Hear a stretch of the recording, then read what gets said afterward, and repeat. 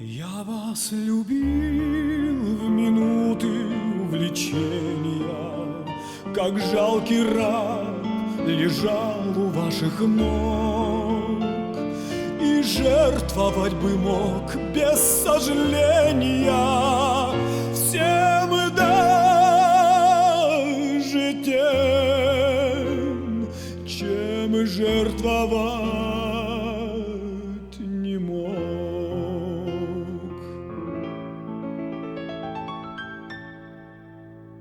Но шли года, и вы мне изменили. Так отчего ж, скажите мне теперь, стучитесь вы рукой неосторожной в давно для вас уж запертую дверь? К чему будить во мне воспоминания, что удалось с таким трудом забыть? И верьте мне, минувшее страдание легко простить, но нелегко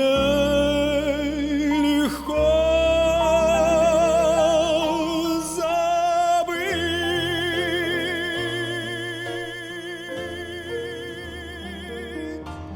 Я помню чудное мгновение, передо мной явилась ты, как мимолетное видение, как гений чистой красоты, как гений чистой красоты. В томлении грусти безнадежной, в тревогах шумной суеты звучал мне долго голос нежный, и снились милые черты, и снились милые черты. Шли годы, бурь, порыв мятежный рассеял прежние мечты, и я забыл твой голос нежный, твои небесные черты, твои небесные черты.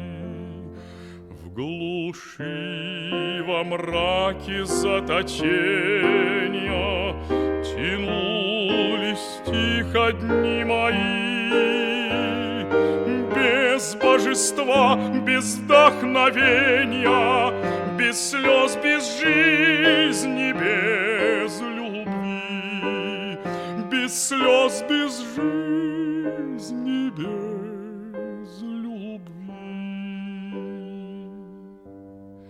Душе настало пробуждение, и вот опять явилась ты, как мимолетное видение, как гений чистой красоты.